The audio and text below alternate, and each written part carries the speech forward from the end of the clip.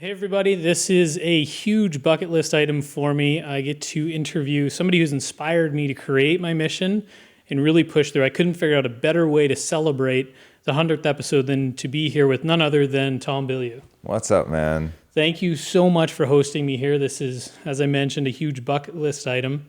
I mean, going back to the beginning when you started Inside Quest, it really propelled me to kind of relook at what I was doing in my life and my mission forward. So thank you. Dude, my pleasure. And thank you. You've been so active in the community from the jump. So I'm very, very grateful. It's my pleasure. The first thing that I really wanted to dig into, you talk a lot about your background as being in the king of remedial jobs. Yeah. And you now have gone through 3 different companies. You had the tech startup, which was all about money. Like that was your focus. That was everything you did. Then you went on to a mission-focused company with Inside Quest.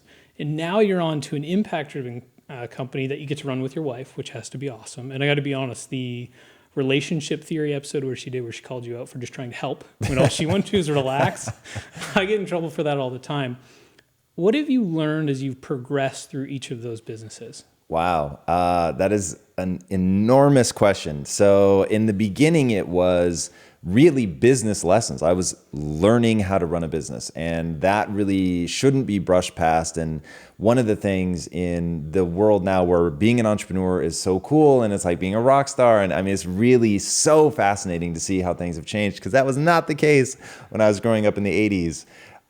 So I had to learn how to run a business. And those are some of the most important lessons that continue to echo through. And all the mindset stuff is really powerful. But if you don't know how to run a business, then it's all going to be for naught. If you want to be an entrepreneur, right? So obviously, if you have other things, then that is going to be infinitely less important. But that was huge for me because I wanted to actually run a business. So, and I never want to forget that that was a brutal learning curve to figure this stuff out. And I'm not a born entrepreneur. And so going through that was really, really important. In that, and unfortunately, nothing is as clean as the storytelling would like it to be. In that same time, while I'm learning about business and I'm figuring that stuff out, I'm also realizing some very hard truths about myself, especially in the first company. What I built my self-esteem around wasn't making any sense. And so that was one of the most critical lessons that I learned at Awareness Tech was what I said I wanted was to get rich, but the way that I was acting was that I just wanted to feel good about myself.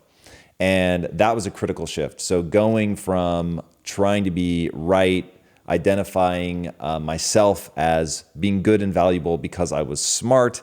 And invariably, you're going to meet people that are smarter than you. And I was working with these 2 guys that were way smarter than me. And so it's just this constant sort of torture chamber of not feeling adequate. And so switching my self-esteem around to being the learner, identifying the right answer faster than anybody else, being willing to admit when I was wrong, it was a huge lesson. And then the last, most important one that I learned at Awareness Tech was that chasing money just wasn't that motivating for me. And that isn't that it isn't motivating. It was very powerful and it remains a motivator for me today. But I think that there are 5 things that really motivate people. And usually money is sort of dead last. It's on the list, don't get me wrong, but it's last. And so purpose and meaning and significance, like those were way more motivating for me. And then something that I didn't really ever put words around then was camaraderie. And that's a huge part of why I founded the company with my wife. Just working together, building something together is really, really a lot of fun. What I learned at Quest is too legion to even fit in a book, but some of the main things, the difference between being a leader and a manager, that was really, really important. How to scale something, that was eye-opening to say the least. Learning about talk about business lessons, like understanding cash flow and how to deal with that. And that growth is actually wildly problematic, which I did not understand. I never understood why people said that. And then when you're growing and you realize that there's this time delay between when you have to invest, say in ingredients, and when you actually collect the money from what you just invested in is a distressingly long period of time. And vision, social media going into Quest was an idea I had, but I didn't know how to do it. So getting into that, learning about that, building community, seeing that if you're really trying to create value for people, that comes back 1,000-fold. And the reason that we did Quest was really just a reaction to chasing money. So it was like, got so fed up with that emotionally, right? I was fed up of chasing money emotionally, wanted to do something that made me feel significant, that made me feel connected to people, that was tied to a mission, that let me ignite my passions, like all of that stuff. But I didn't know if it was going to be good for business. And it really was, you have to see me as being somewhat like almost spiteful of I've just spent all these years chasing money and I'm so pissed about it. And I feel like I've sold those years of my life cheaply that now I'm just going to go in the opposite direction. I'm going to like focus on value. I'm not going to worry about what's more profitable. And it doesn't mean that we threw business sense out the window. We didn't. But the driver became really, truly about that community, about delivering value, doing the hard things for them, being of service. And then to see that we ended up making more money in a single day than we made annually at the company where all we did was focus on what was more profitable was eye-opening in the extreme. And now impact theory is really about scaling community, about looking at how do you leverage relationships on a grand scale to enact a business. So building something that when people read about it, they think that this is a nonprofit. And to take something that has the ethos of a nonprofit, but is a for-profit machine, like what does that look like? And really balancing that. And that has been utterly fascinating. It's easy when you just set out and it's a business like any other. It's really actually more difficult when you say, okay, the mission of this company is to pull people out of the matrix, right? Which isn't intrinsically tied to any product. So now how do you productize it? That's been really fun to grapple with. There were 3 interviews that I constantly listened to, and it was Naveen Jain, David Horton, and Jeff Hoffman. And in those, they talk about the importance of profitability, especially in Naveen Jain's episode when he talks about the women's shelter and people's focus on profit to create change and be able to reinvest.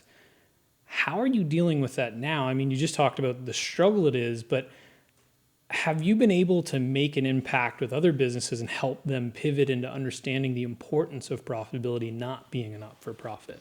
Well, I think the best example of that was just you had the same 3 people that did awareness technologies that did Quest Nutrition, and they could not be more different in both outcome, in style, and everything.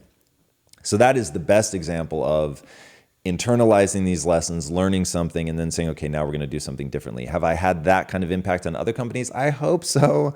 I don't know that that's true, so I won't plant a flag in that. But we hear from people all the time that have watched the content, listened to it, and been really, really moved by it, and hopefully it's continued to echo through their businesses. But that really was the biggest that I can point to in my own life and say that that was a major shift. Going into impact theory and finding ways to productize that, it really comes down to what's the problem that you're trying to solve and asking what's the no BS answer to solving that problem. So I started there. So, that goes back to just learning business, good business principles, figuring that stuff out. And one of the ways that we're crossing that hurdle of understanding that people first encounter me usually socially. So they're encountering the message before they're encountering the business. And so how do you help them make that transition? And the strategy that we're using now is just over communication, letting people know, like from the day that we launched, it was on the website. This is phase 1, phase 2, phase 3, exactly what we're going to do, that we're here to make money, that's the only way to make something a self-sustaining economic engine. And on top of that, I am still motivated by money. Like, it's not my primary driver, but make no mistake, like, I personally also want to enrich my life. I just make the demand that I do it in service of other people.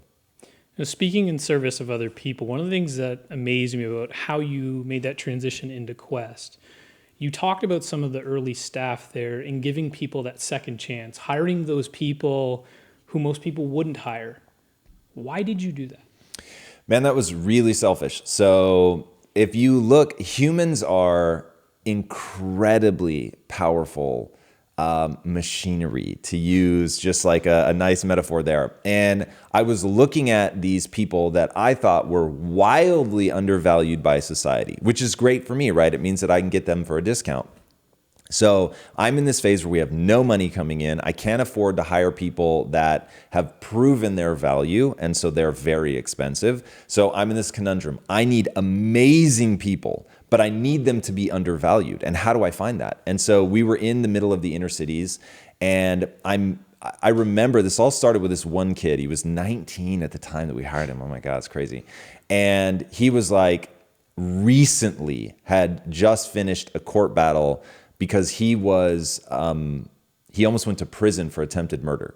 Now, he didn't do it, but he refused to rat. He knew who did it. He actually saw them do it. And he couldn't say who it was because they would kill his family. Yeah. And so first of all, think about that for a second, right? That just wasn't real in my life. Like I never had to worry about something like that. If I saw somebody attempt a crime and they were blaming me, I'd have been like, it was them. And so I was very impressed with this kid's fortitude. He was 19 years old, scrawny as the day is long, and was just like more than prepared to go to prison to protect his family. And I was like, whoa. And then I just got the chills. And then on top of that, like this is a kid that was a hair's breadth away from actually being convicted. And then that would have destroyed his whole life. So I'm thinking, wait a second, it's way too fine of a line for this kid to have either ended up in jail or not ended up in jail. And then he would bring people in and he would say, no, this guy's a good dude. He's been to prison, but he's a good dude. And you'd meet him and be like, wow, this guy's really pretty sharp. Like, I'm really impressed. And so once I met enough of those guys where I was like, this is actually really interesting. These are incredibly powerful individuals who society has totally discarded. They can't get a job. So they are so hungry to prove themselves, to do something of value, to not be put in that box, that then I just put out the notice to the streets, in essence. And I said, look, tell anybody and everybody that we'll hire regardless of criminal past. And then people lined up around, like it was a parking lot, so it wasn't technically around the block, but they would literally be in a line outside the door. And then it just became, look, there are realities to be faced of if you've been to prison, you're probably a pretty tough nut. If you grew up on the streets, like, so there was all this like alpha energy, and I had to make sure that I could handle that and make sure that everybody understood, like, there's one leader and everybody has to fall in line to get this done or it's not going to work. But it just ended up being incredible. And so this concept of mining for astronauts came to mind. And I thought, you know, hiding in the inner cities, regardless of whether you've been to jail or not, that's sort of irrelevant. Hiding in the inner cities are human beings, and human beings fall on a bell curve of intelligence, drive, will, all of it, right? So they've all got the raw materials to be turned into something, and it just comes down to mindset. And so could I give them that mindset? Could I find the ones that were really going to be willing to put in that work, to grow, to learn, all of that? And then could I infect them with an empowering mindset? And it just worked unbelievably well. Do you attribute that to the success of Quest? No. That helped us get going, and so that was really huge, and it was right at the time. But let me tell you, there was a time where the dragon began eating its own tail because we had all these young hustlers, and they were hungry, but they were wildly undereducated in the ways of manufacturing. And so it helped us get somewhere because I needed people that were going to be there at Friday on a 2 a.m. that were going to follow me. They were going to be inspired by me. They were literally going to be willing to bleed for me. And that was massive and exactly what we needed in the beginning. But then over time, I felt so loyal to them that it started holding us back. And so that became like a real moment of, all right, this is still a fucking business. And we've got to run a business. And so we had to make some really hard choices. And that was brutally difficult. And very few, I'll say probably less than 10% of like those hardcore do or die hustlers are still at the company. And that's just the reality, man. At some point you need professional managers. And if the people haven't been rapidly acquiring an advanced skill set, and some of them did, and some of them just learned so fast, and they were willing to put in so much time and energy that they got good at their job. You know what I mean? Not just like good at mindset, but like actually you have a skill set that is monetizable. So, but it was definitely less, far less than the majority. You mentioned there's something about mindset, and I think when we first connected, it was a quote and a story you told about like taking extreme ownership. And the quote you said was, "It's your fault." I mean, you drove it down in the story about it, you know, if an asteroid fault, you put yourself there in that time frame. How did you attribute that level of mindset and that level of ownership to where you are today and as you progress through the journey? Yeah, to me, it is the only path to success. You don't find people that achieve a high level of success that at some point didn't just go, yeah, I'm going to take ownership for everything. It is literally the only thing that makes sense, because even if it's not true, it keeps you in the mental framework of there is something I can do differently in the future. There was something I could have done differently in the past. And I don't say that to beat myself up. I'm not sitting there punishing myself for something, because that won't serve you. But remembering that you can always do something differently when you hit a current obstacle and you feel that impulse to stop, wait a second, I know there is a solution here. And having that belief that it's all my fault keeps you in a solution-oriented mindset. That's it. And so if you can stay in that solution-oriented mindset, you're so much farther ahead of everybody else who is willing to accept that there are things outside of their control. Which, by the way, secret of secrets, there are things outside of your control, but it doesn't do you any good to think about that, because you will inevitably draw the line way far from the truth. So you'll stop here because you're like, there are just some things I can't control. When in reality, it may be, and I'm not kidding, 200 or 300% farther than where you thought you could go. So I would rather be absurd and really think I can do everything, including stopping asteroids from hitting my wife, which is the story that you alluded to. And even though I get it, there are certain things that are outside of my control.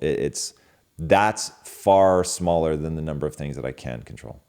I know you're involved with the X Prize Foundation, and I have to be honest, I'm a huge fan of Dr. Diamandis and the work they're doing. How is your growth in mindset and starting to see that extra 300% and going past that line? How has that contributed to being involved in such an awesome organization? That's interesting. You'd almost have to ask Peter, because if he hadn't invited me to be a part of it. But yeah, Peter has that mindset. He has Peter's laws, which I highly encourage everybody to look those up. And I'm sure you can just drop them into Google. And it's very similar to the belief system that I wrote out. And it's things like, it's all your fault. You're always in control. There's always something you can do. Human potential is limitless. I mean, it's all those things, right? You find that successful people, like they're not going to use the same words, but they share a very, very similar belief system. And so, yeah, I mean, I think in many ways, Peter reacted to me, to my mindset, and to my success, quite frankly. And if I hadn't had a certain level of success, I don't think he would have been interested. And I do believe that the success is a direct reflection of the mindset, for sure. Now, one of the things that amazes me is the level of depth and how willingness you are to share your time. I mean, when you interview somebody, you go so deep and produce probably the most epic intros I've ever heard. I think every guest says that when they start. Why? It's the only way to be good. And I really believe at the end of the day, if you want to, so I care about playing on a world stage, and not everybody does. I really recognize that. I care very much about that. To me, the very purpose of life is to find out how many skills you can acquire that have utility, and then actually put that utility to the test in service of something bigger than yourself, right? So for me, the thing I have chosen is I want to pull people out of the matrix, which is another way of saying I want to help end limiting belief systems, because I believe the world just gets fundamentally more interesting when more people have an empowered belief system. So that's very meaningful to me. I want to play on a world stage. I want to do things at scale. To do that, there is only one path, and that is to get so good people can't ignore you. Now, the easiest way to do it, and I won't say it's the only way, but the easiest way to do that is to work obscenely hard, to just outwork everybody. I don't yet know how to control raw intelligence. Maybe there's a way, but I certainly don't know it. So for me, just throwing muscle at it, like outworking people, so I really, really like magic. And I'm going to give away the reality of every trick for you right now. What makes every magic trick work, and it's always the same. Every one of them comes down to the magician works so hard to get that trick to seem seamless that you'd rather believe that he can bend the laws of physics than to accept that he's worked as hard as he has to make it seem seamless. And some of it is engineering, and they hire the best engineers on the planet to create these illusions, which is unreal. And then at the sleight of hand level, it's not 10,000 hours of practice. It's 20, 30, 40,000 of hours. It's so insane how much time they put into this stuff. And so I probably, when DVDs were a thing, I probably had 30 magic DVDs. I mean, it's crazy. And every one of them is like over and over and over. You just have to practice it over and over. It's unreal. So that's why I do it. And it gets those reactions from the guests. And honestly, when I started interviewing, no one knew who I was. Everyone thought it was stupid that a guy that built a protein bar company thought that he had something to say about mindset. So I knew that I had to differentiate myself. And I told the team, there are a few times in life where the pressure is on and you get a chance to show up. I will not fail you. I will show up every time. And the guest will sit, because keep in mind this, I'm the talent, man. Other people, my wife built this set. My wife is one of the producers of the show. We have a showrunner. We've got somebody that books. It's like they tell me, I mean, look, okay, I guide the who we're going to have on the show for sure, but then they execute this whole beast. So it is very important to me to show leadership and never let anyone on this team outwork me, and that they need to know that they can rely on me. That's really, really important to me. So I just knew if I'm ever underprepared and I let them down, I'm not going to be able to get the best in the world to help me build this show. So to sum it up, extraordinary performance is the only thing that works. And the only way that I know to get an extraordinary performance is to work extraordinarily hard. Now, you and I had a chance to talk a little bit about jitters before you started, and like the first episode you did. How did you switch your mindset to be in that performance stage where you're like, I have to show up for my team and just kind of push those jitters down and execute? Because you nailed it on the first episode, even though you may have been nervous. Well, you think I nailed it on the first episode, but you've never seen the first episode because it never aired. Okay. The first episode, and some people have hit me up when I say that, and they say, oh, well, you're the learner. Like, why don't you let us see that? And in honesty, the reason that episode got buried is it's guest protective. I didn't know how to select guests, and I couldn't get bigger guests. And he just didn't know. The cameras were very hard for him. And I was terrible and didn't know how to help him through that. So through my own inadequacies, he ended up looking bad. And I didn't want to do that. So we let that one go. Then the second episode that we recorded, I recorded it twice. And so you saw the second one. And I remember doing that episode, and I didn't know how to interview. And so I'm doing what every other interviewer does. And I'm asking all the questions you would expect an interviewer to ask. And halfway through the episode, I'm bored out of my mind. And I thought, oh my God, like I can't justify this. Because this is like now people are really starting to understand, at least at the fringes, they're starting to understand personal branding. They're starting to understand a CEO stepping forward. They did not understand that when I first started doing it. So there was so much external pressure. Everybody thought I was stupid and out of my mind. And so I'm like, if I'm going to drag everybody through this and show what awaits on the other side, I can't be bored. Like I've got to believe in this. And in the first, so we filmed for like an hour, and in that first hour I was bored and I thought this interview is not interesting, and either I just stop this now and never do another one of these, which hey, fine, I learned, right? Or I do something radically different and I'm going to start trusting my instincts. And that was when I really started to get good as an interviewer. And not like that exact moment, but the more and more I trusted my instincts, the better and better I got. And so literally wrap up, I do my outro, which back then was very different. I do my outro. Thank you so much for coming on, all that. We're done, yeah? Okay. And I turned to the guest and I said, are you willing to do this one more time with me? Because I'm deeply dissatisfied with my performance and I think I can do better. And he was like, sure, man, like, let's do it. And so we started, hey, everybody, welcome to another episode, like the whole nine, and went through the whole thing. And this time I asked the questions I actually gave a shit about, and pushed when I thought he needed to be pushed, and injected myself, which in the beginning, while I hardly do it now, like I am way more silent than I used to be. But that was a big part of like me really investing and getting into it and finding my voice and all of that. So it was important, even though looking back on it now, did not make for as good of an interview as I think I'm capable of today. But I didn't, yeah, anyway. So that was the process. So how did I push down the jitters?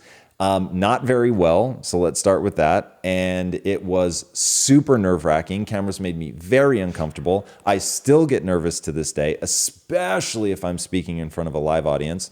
If I'm giving a live talk, 100% right before they announce me, you will find me meditating, because I'm just trying to get out of that fight or flight mode where my heart rate is escalating. And that, comes from understanding neuroanatomy, understanding sympathetic nervous system, parasympathetic nervous system, and practicing alternating between the two. And so, yeah, just using all those tricks.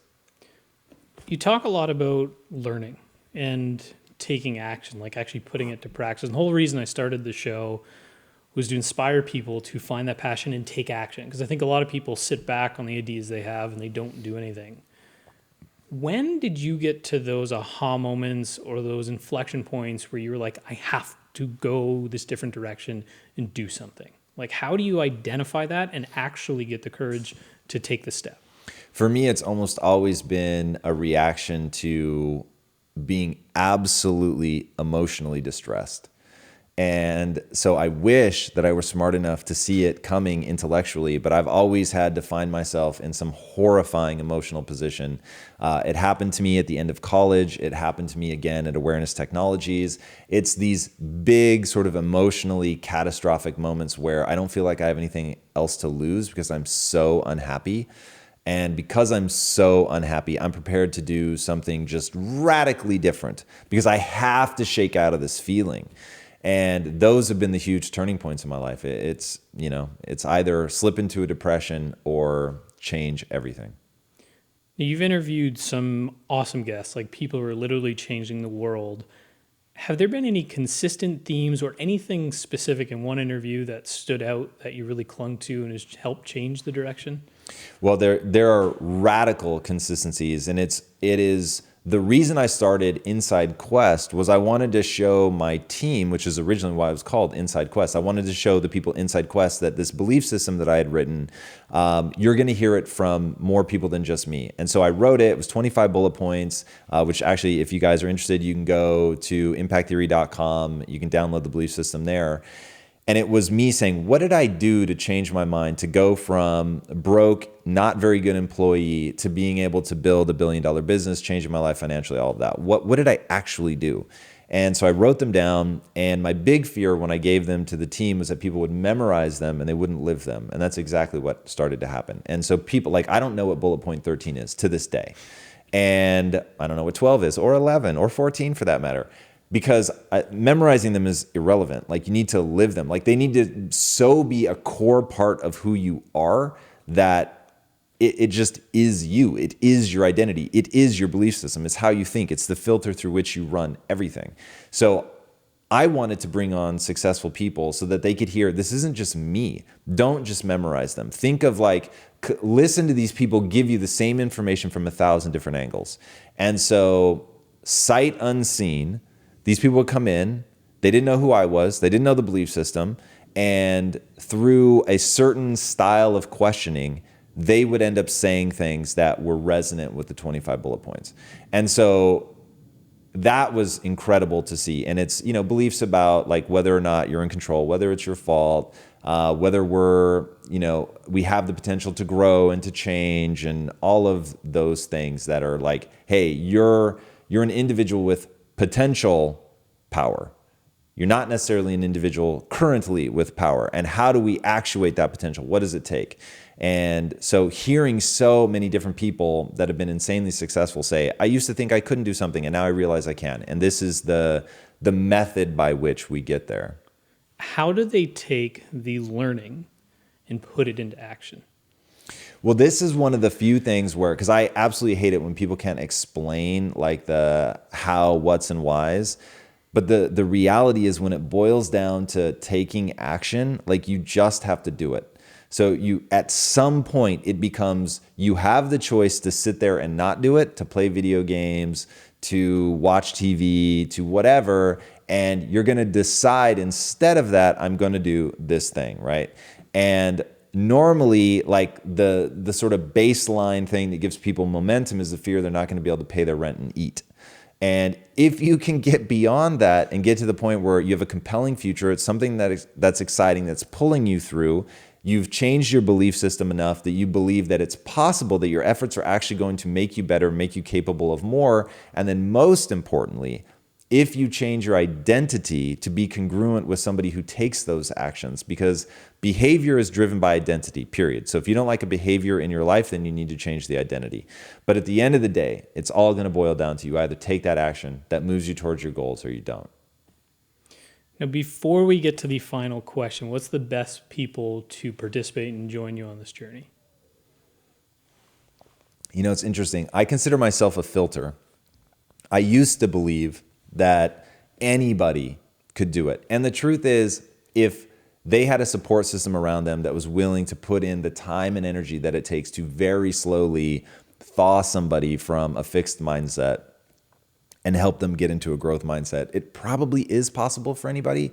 But without putting that kind of just 360-degree effort, which unfortunately I haven't yet cracked that nut. In fact, impact theory is my best guess as to how to get people who've never encountered an empowering mindset, or even people who are antagonistic to an empowering mindset, how to get them to really make that change. But when I talk about impact theory, I'm talking like 70 years, 80 years, multi-generation. Like, that's the only way I can think of where it will actually work on anybody. So for now, the kind of person is somebody who has this sense that their life can be more, that they're capable of more, that they want to be more, and they're willing to work to make it happen. That's all I need. Like, if they just have that haunting suspicion, from there, it's like, now just encounter the mindset. Now, if you encounter it and you reject it, fine, fair enough. But if you encounter it, open yourself up to being changed, and really put in the work to leverage the brain's ability to change, which does not happen for free. Like, you actually have to put in the work, repetition, all that. But anybody that fits that paradigm, I don't care what your background, your ethnicity, your sex, none of it matters. It's all, do you have a sneaking suspicion that you could do more and be more? And if you do, then hopefully I can bring you the parade of people and ideas that are going to help you actually do something about it. The final question I have for you today is, what is the one piece of advice that you can give people to find happiness in their pursuit? Man, to me, that really comes down to, you have to develop a passion. So fulfillment, which is what I think you mean by happiness. So a bowl of ice cream is going to give you happiness, but it's pretty fleeting. So if you want lasting happiness, fulfillment, I think that really boils down to a fairly simple formula. And it's what the ancient Greeks called techne. So you get so good at something that has utility, that is usable in some way. Think about a doctor, right? Incredibly usable skill set. And it acts in service of somebody else. So when you do that, when you work your ass off to get a set of skills, so it isn't just ladling soup at a soup kitchen, which I'll equate to like a bowl of ice cream. It does make you feel good, but it's very passing. Whereas if you worked really hard, and there's an awesome example of Toyota used to go in and their employees would come in and they would ladle soup and they would help people and they felt good, but there was this lingering sense of like, this isn't really the thing that we're great at. So instead, what they did, they employed technique. They came in and they showed the soup kitchen how to be more efficient so that they could feed more people. And I forget the percentage increase, but it was crazy, like 300% or something. I mean, they just radically transformed that soup kitchen. That's technique, man. That's where you feel good. And you see like that soup kitchen is working so much better and so many more people are touched by it and you bring so much more joy and you feed more people. It's like, that's where you go, whoa. These skills that I've worked really hard for are now really paying off. Now, what does it take to get those skills? That takes looking inward and seeing areas that are just interests, which is how a passion starts as a minor interest and you choose to develop it into something. And that goes like this. You have a minor area of interest. You engage with it. And then that becomes either a fascination or it doesn't. If it doesn't, you move on to the next thing. And you find some area of interest that the more you do it, the more you're fascinated by it, the more you want to do more.